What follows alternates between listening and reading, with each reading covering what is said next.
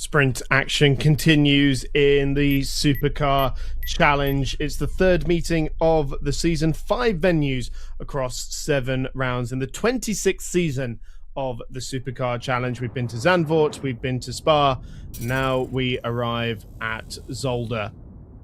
A 7-round calendar that still will take us to Assen and Hockenheim, and then back to Zandvoort and Assen at the end of the season. But in this third meeting of 2026, we are at Zolder for the VMAX Zolder Super Prix by Supercar Madness.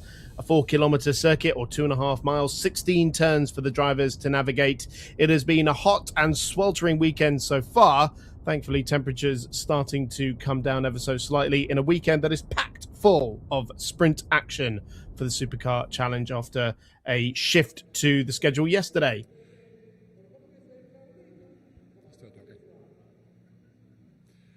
En het is nog steeds warm hier beneden in de pitstraat. Op de thermometer is het iets minder dan gisteren, maar gevoeld is het net zo warm. Hoe dan ook, we maken ons op voor de kwalificatie van de Supercar Challenge, powered by Hankook. De Supercar Challenge voor de kwalificatie voor de zondagsraces. 2 sessies van beide 15 minuten, waarin de rijders natuurlijk gaan proberen een zo snel mogelijke tijd en daarmee een zo goed mogelijke uitgangspositie voor de wedstrijden te veroveren. We zien de BMW's van Koopman Racing hier al klaarstaan en de Porsche van de Belgische gastrijder Wouter Mandeveld voor het eerst dit weekend hier erbij in de Supercar Challenge. En die heeft gisteren al laten zien dat hij de BMW's van Koopman Racing behoorlijk partij kan geven. En we gaan kijken hoe zich dat vertaalt naar een goede kwalificatiepositie en hopelijk ook een spannende strijd tijdens de races van vanmiddag. We gaan ons opmaken voor de actie in deze qualifying. En ik geef graag over aan de collega's boven in de geventileerde en geklimatiseerde commentaarcabine Dennis Wieringa en Kees Koning. So, 2 qualifying sessions to come. It is a weekend that's going to be chock-a-block of sprint action, as we say. We were due to have the 60-minute main race yesterday, but just owing to the sheer heat, 37 degrees out there yesterday, and feeling an awful lot warmer inside the cars as well, and considering the fact that a lot of our competitors are more amateur racers here to enjoy themselves, the decision was taken to split that 60-minute race into 2 25-minute races. So effectively, what we have is 4 sprint races so far for this weekend. We haven't had sprint races since the first meeting of the season in Zandvoort because we had 2 60-minute races the second meeting of the season at Spa-Francorchamps. But now we've got 4 of them in one weekend. So that means half points being awarded all round.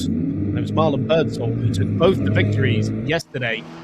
Coming up from the back of the grid, did not take part in the qualifying session owing to a gearbox problem. Harry Barton probably would have won race 1 if it weren't for a issue on his, I think he said it was a diff issue that caused him to retire from the lead, and then he then had to come up from the back of the grid in race 2 as well to follow his teammate home. They put on a pretty good show, but it seems like both cars are already back out there on the track, so it's already better than yesterday for those 2 Koopman Racing drivers. Hein Koopman himself joining them on the grid for this weekend in his Z4. The predecessor to the M6 that Birdsall and Barton will be driving. 4 different class of cars out there. The GT division, which are roughly 320 brake horsepower per ton cars. So they'll have the number 1 at the start of their car number. Supersport Plus division for cars roughly 280 brake horsepower per ton. So your GT4 cars, your TCR cars, for example, will have number 2 at the start of their car number. Super Sport, pretty similar in terms of the cars that are in there, about 250 brake horsepower per ton though. And then the sports category, they'll have the number 5 at the start of their cars. Those are 200 brake horsepower per ton, where you get the likes of the Clios and the Alpines, and this weekend, BMW M2 as well. So the cars onto their first flying laps in this 20-minute session. That'll set the grid for sprint race 1, and then we'll have another 20-minute session that sets the grid for Sprint Race 2.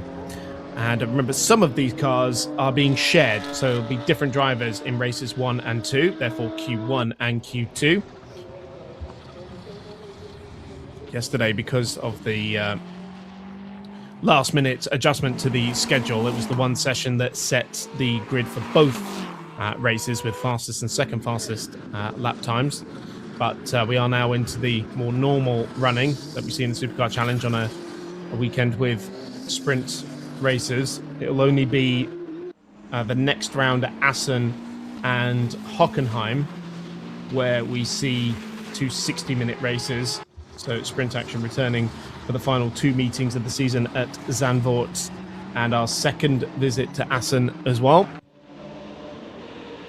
We take a look at some of the top class cars in the GT division. The Porsche Cup car of Wouter Mandeveld that had a really good battle with Hein Koopman.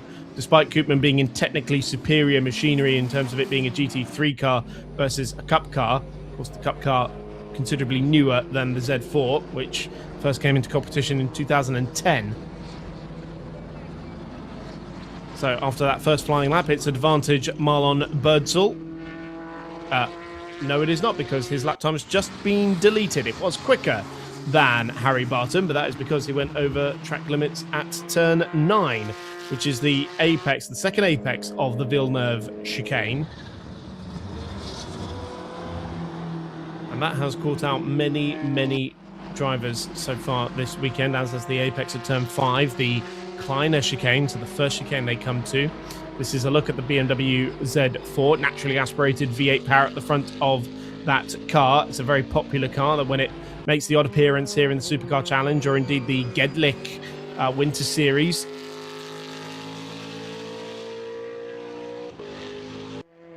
just pausing out of respect for the mighty, mighty engine in that car. Now you can hear the turbo whistle from the newer BMW machinery, the inline-6 twin turbocharged engine in both the M6 and the M4 GT4 cars that make up the majority of the Supersport Plus field as well. So a lot of great various engine sounds to enjoy with the straight 6 in the Porsche as well. The 2-litre 4-cylinder turbocharged engines in the TCR cars, and indeed the Polo Cup car as well.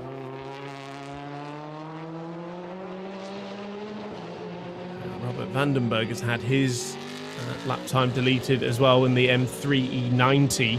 That is the Supersport class leader. Was disqualified from race 1 was Vandenberg. His next lap time is good enough for 6th position overall. Rogier Deleu leading in the Supersport Plus category by about half a second to Dennis de Borst. So that's the M4 GT4 against the Hyundai Elantra. Some 350 kilograms difference in the weight in favour of the TCR car, but an awful lot more grunt coming from the BMW, so makes for a fascinating battle. Chris Voort has dominated the timings in terms of the sport category, but both the wins so far in that division going to the Polo Cup car. Lawrence de Witt and Fabian Schoenhoven sharing the victories so far this weekend. Neiman Autosport switching from their Cupra TCR car to the Polo Cup car and thus entering the sport category. The 2024 champions in the Supersport category. So Birdsall's next lap does put him at the top of their times, 1:34.3. 6 tenths ahead of Harry Barton, who's joined Mandeveld in the pit lane.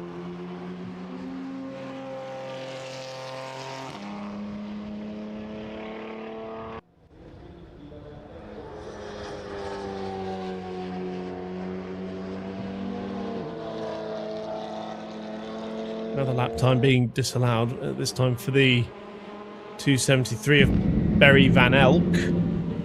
that took Supersport Plus victory yesterday after very, very late dramas for the class leader.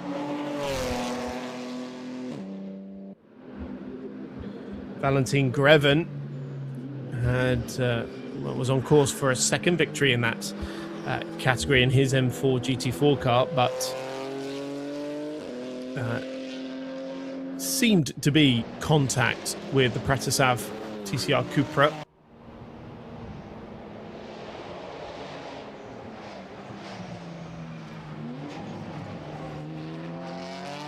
So Barry Van Alk, we can see in his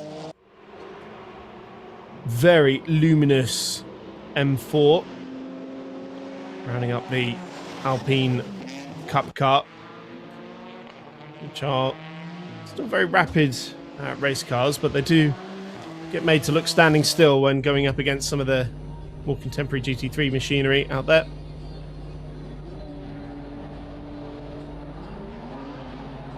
So through the Erster links, Erster, the first corner translates to, or the first left. The Clio's also out in force here in the sports category. Christian Dijkhoff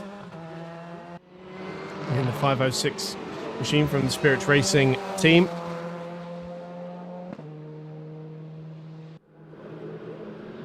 Similar machinery to what you'll see in various Clio Cup racing. Front-wheel drive cars enjoying the heavy braking into the chicanes.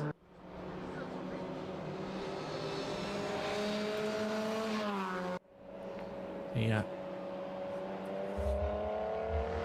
Turbocharged 4-cylinder engine in that car as well. So just cocking a wheel as he makes his way through the Boldenberg Haspelbocht, the Boulderberg hairpin, to put it more simply. Boulderberg, a nearby village.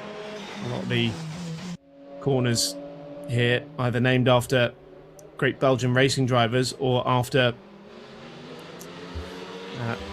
nearby villages or towns or canals, in fact, and even the nearby observatory, given a nod with the Sterrenwacht corner, the Star Watch, that literally translates to. Polo Cup car, delivered from South Africa to join us with the Neiman Autosport crew. And it is Fabian Schoenhaven at the wheel of that car once again, the 2024 Supersport champion. Just locking up a little bit going into that Boulderberg hairpin. And I think they still need to be a little bit careful on the exit there of that curb, because I think there's still some water lingering around. We saw in the MX5 race some drivers getting a bit tail happy as they went through there, and indeed on the exit of this corner, the Jackie X chicane. No dramas there for Schoenhaven that time. He drives up towards the timing line. And it's 1:45.1, and that is enough for the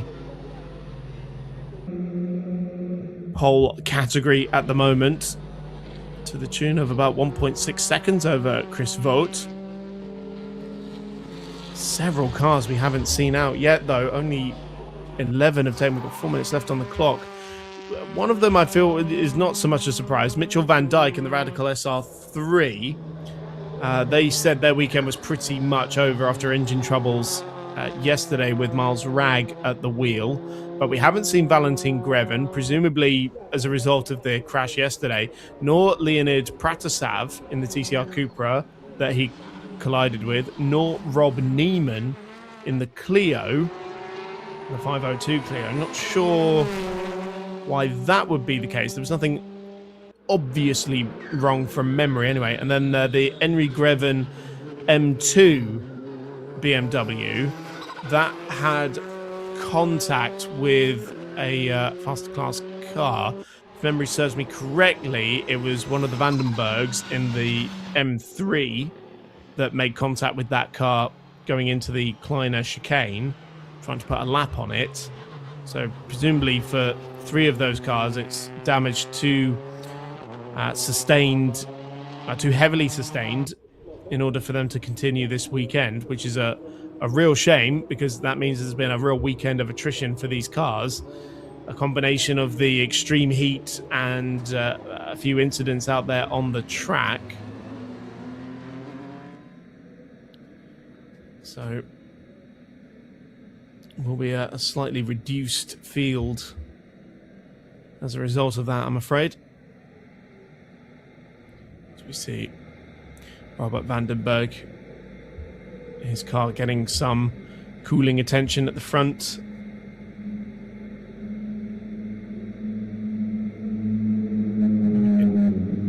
Get a good look at the engine inside under the hood.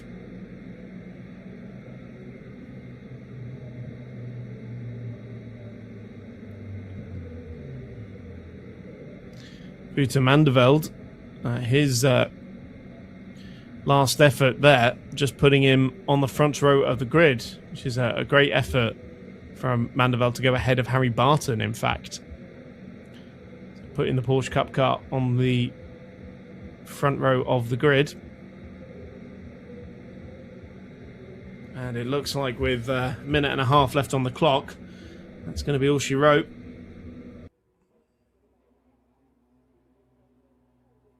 So Mandeveld's just come into pit lane. Hankook, the only car left out there on the racetrack.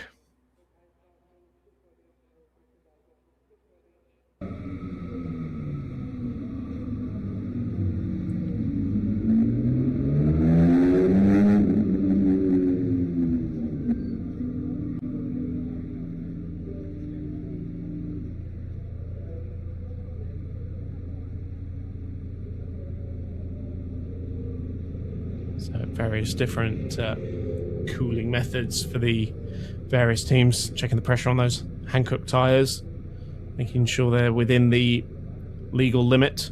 Polo Cup car that has been very strong in the sport category, took both the victories yesterday.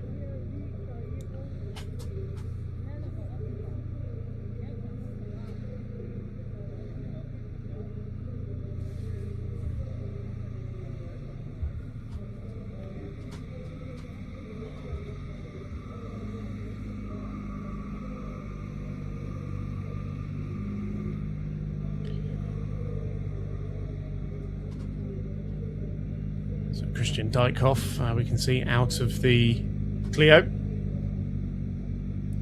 Spirit Racing driver.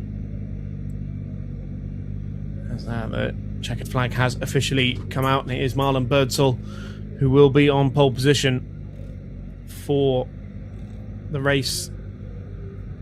The first race of the day. They've got another 20-minute session to decide the second grid of the day as well. It'll be a fairly rapid turnover for these cars.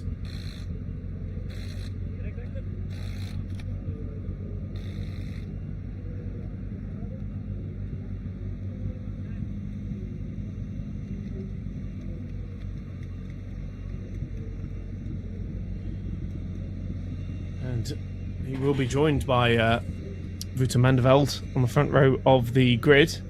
A bit of a surprise there to see the M6s split there by the Porsche Cup car, but at the very least they've qualified, which is more than Birdsall can say yesterday. 0.4 of a second in the end, the gap between Birdsall and Mandeveld. Barry Van Elk, your Supersport Plus pole sitter. Benjamin Vandenberg, your Supersport pole sitter, and then Lawrence Fabian Schoenhoven, your pole sitter in the sports category. So the drivers have just swapped over on the timing screen to prepare for qualifying 2.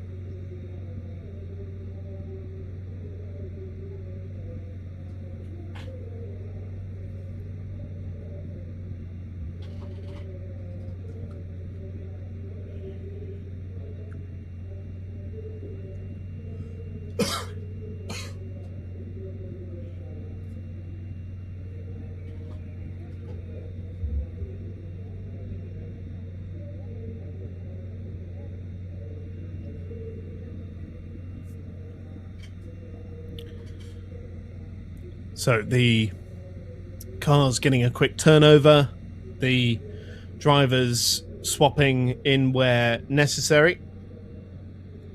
So that means in the 201 it is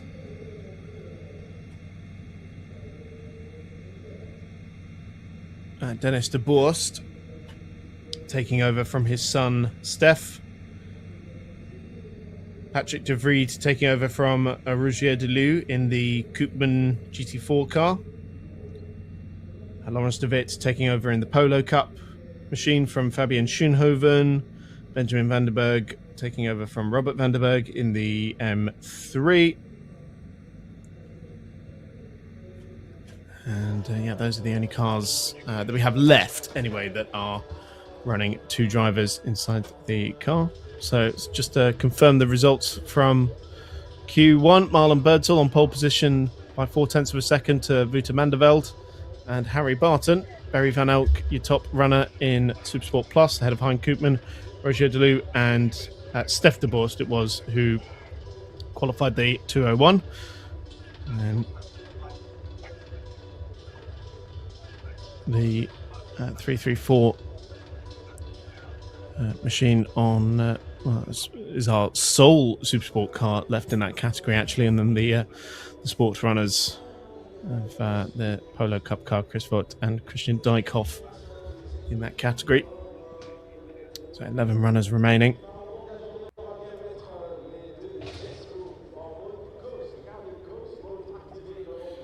And in fact, my timing screen is just updated again. So it is,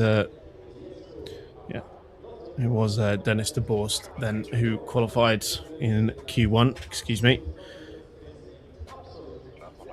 So it's just updated again to show Stef de Borst inside the car.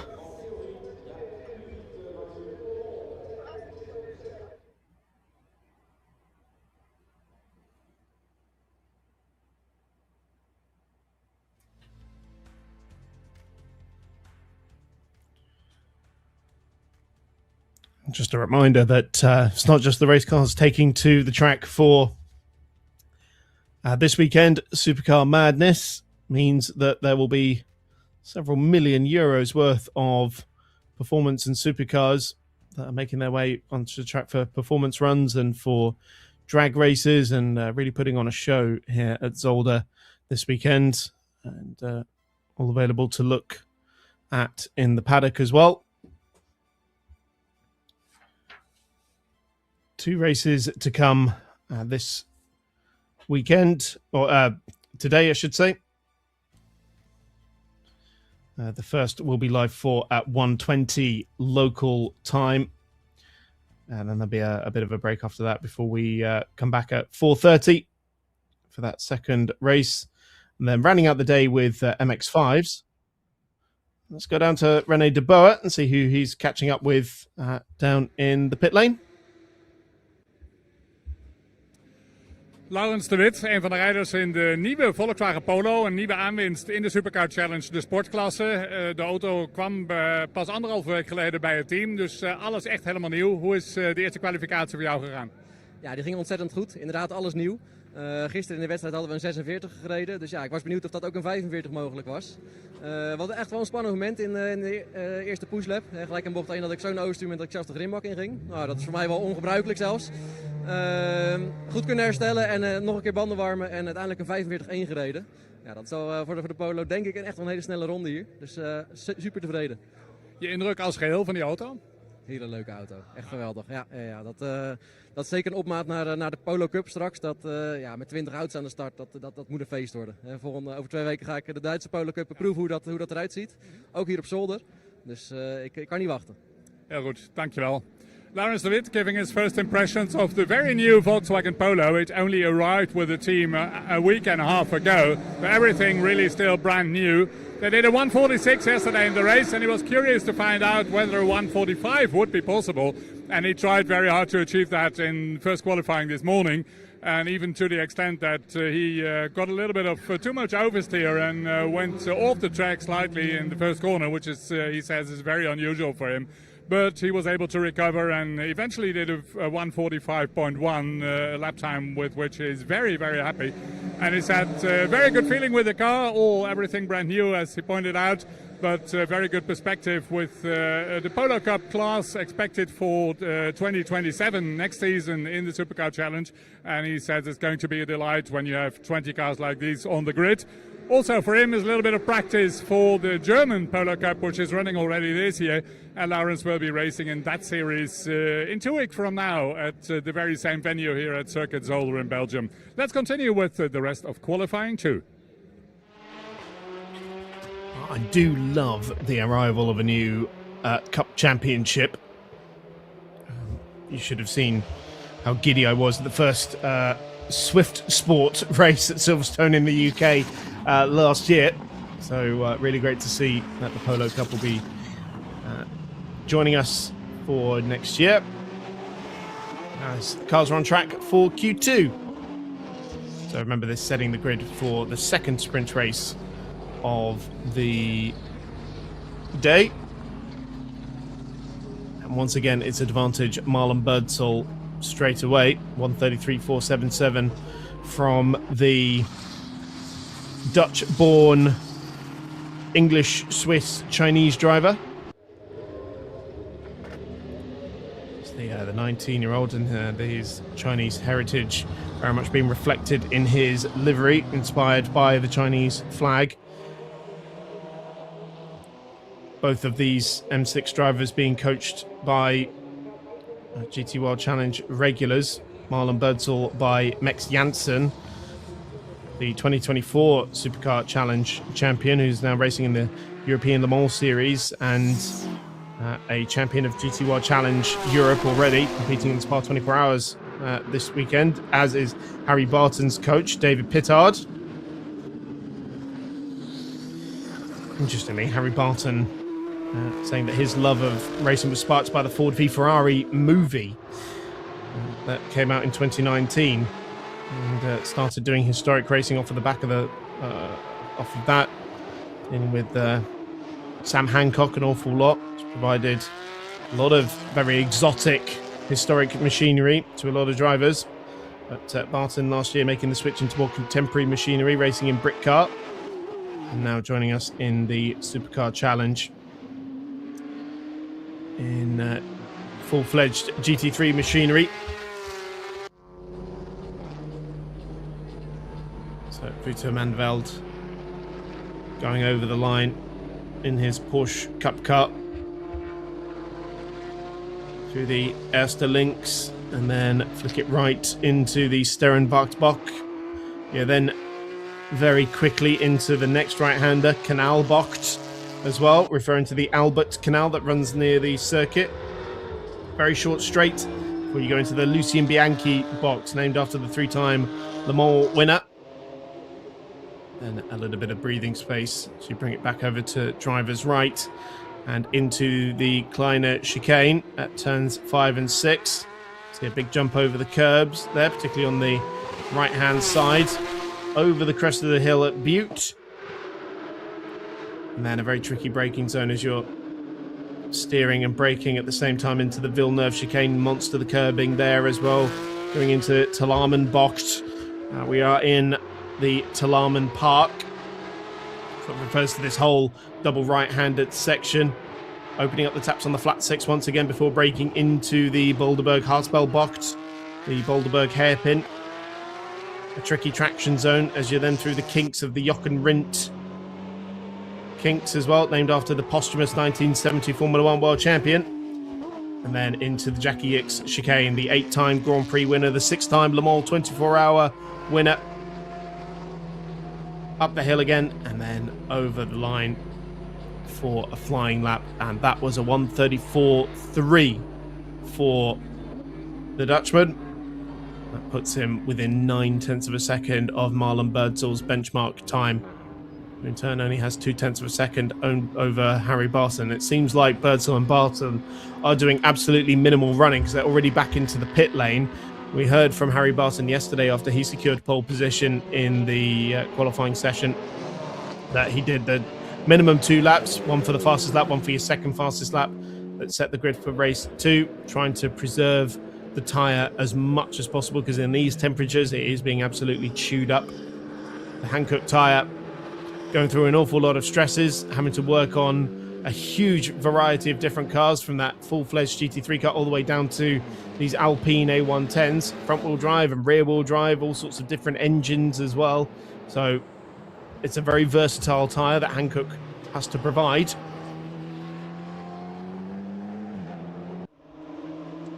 And indeed, the cars are under an awful lot of stress in this heat as well. 7 minutes left on the clock.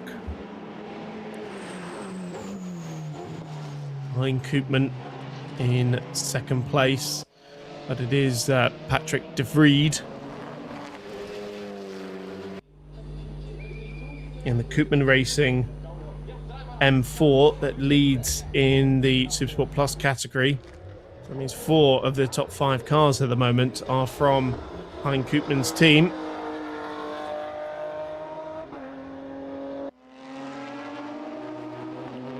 Take a look at the Elantra, Stef de Borst, the son of Dennis. Dennis, the general manager of Fibo, the Dutch fast food chain that is a long-standing partner of the Supercar Challenge and VMAX competition in general. Stef winning the Supersport Championship alongside his father last year. For his father, it was his 8th title in Supercar Challenge. It's an entry that's supported by the Ferry Monster Autosports team. So he's entered under the FIBO Racing Team squad, but run by Ferry Monster. And their 4th weekend with this car after moving from the I-30 at the very end of last year.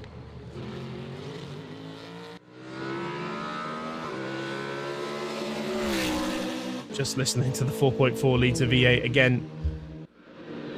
Hein Koopman's Z4.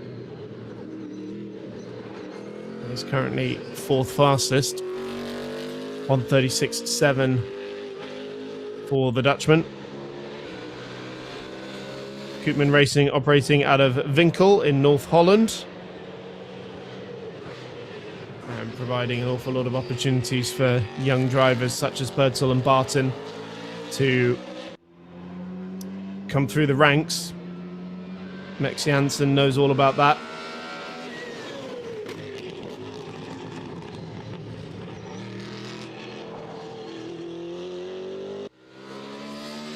That's 5 minutes left on the clock, and it's great to see the Z4 out in action. You'd see this in more like the SRO Revival series, the sort of Peter Auto supported GT3 Legends Championship it is now, that's been racing at Spa this weekend, supporting the 24 hours with a treasure trove of classic machinery. Barry Van Elk getting his last lap time deleted for track limits at turn 9.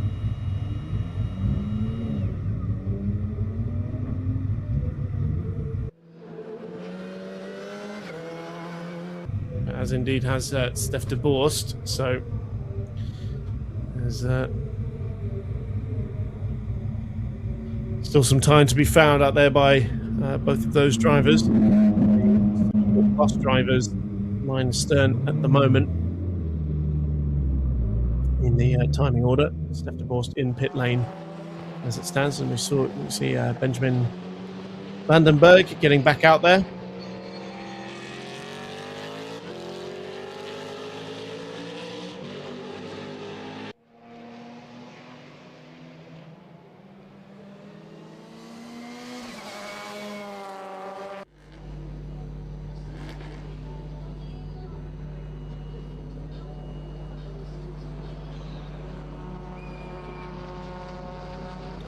Oh, excellent news for Rob Neiman. He's gotten his car out onto the circuit for this Q2 session. So that Clio wasn't able to take part in Q1.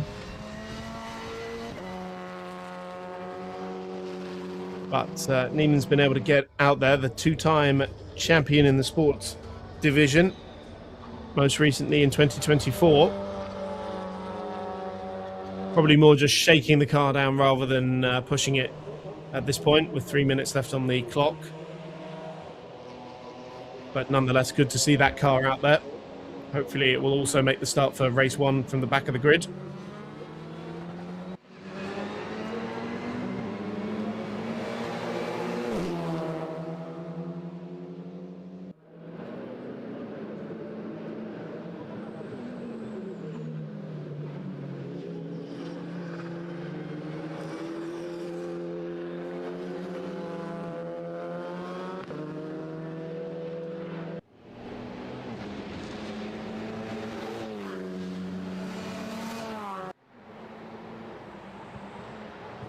You can see he's not exactly pushing the extremities of the racetrack. You can see quite a bit of work's gone into the front end of that car.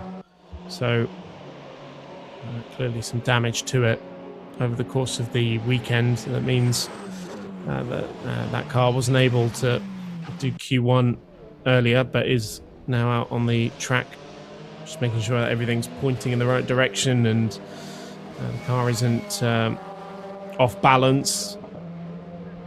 Steering to the left or the right in a straight line.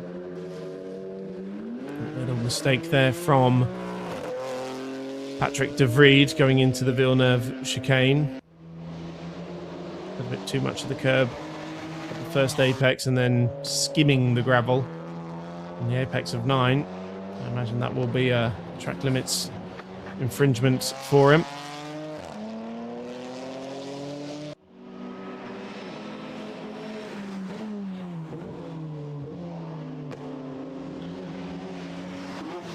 Yeah, indeed. That's come up pretty quickly on the timing screen.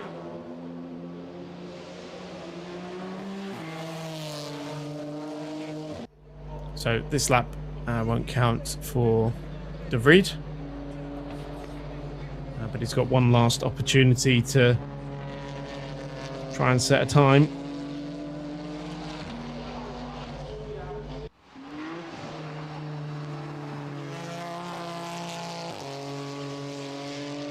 And he's got the Polo Cup car going very slowly on the apex of Canal Box as well, so that won't have helped matters there.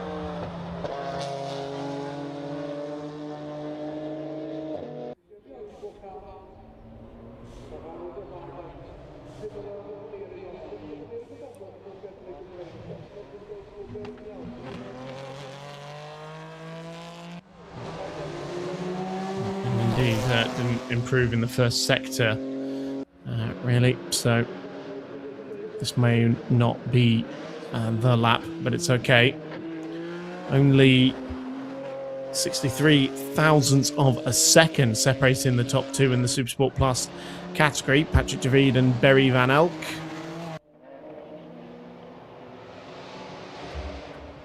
Have you inherited the win? Well, no, that's harsh to say, actually. I won't say inherited the win, but took the win after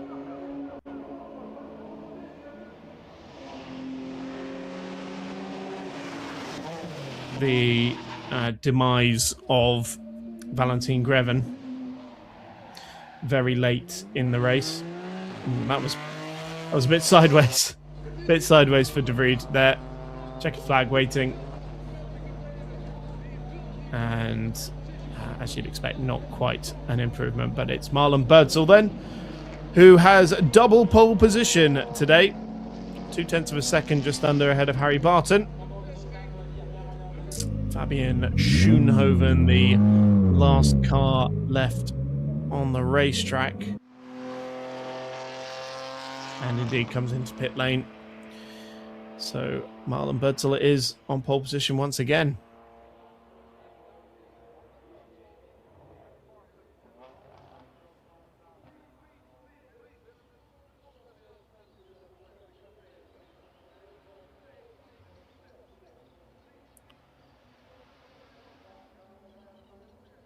So he'll be leading us off for both 30-minute races this afternoon. First one to come at, we'll be live at 1:20. So Marlon Birdsall makes it double pole position for today, just 0.2 of a second ahead of his teammate Harry Barton. Wouter Mandeveld settling for third in that session ahead of Hein Koopman. Patrick de Vries, your leader in the Supersport Plus category, ahead of Barry Van Elk, Stef de Bos and Benjamin Vandenberg, and Chris Voort on pole position for race 2 in the Sport division, beating Fabian Schoenhoven, Rob Neiman and Christian Dijkhoff. So Rob Neiman did actually manage to get a competitive lap time in there in the end, despite joining the session very, very late and missing Q1.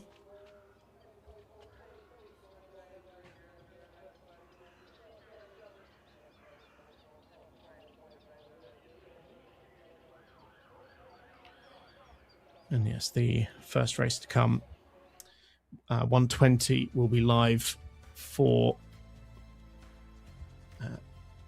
the first 30-minute race of the day.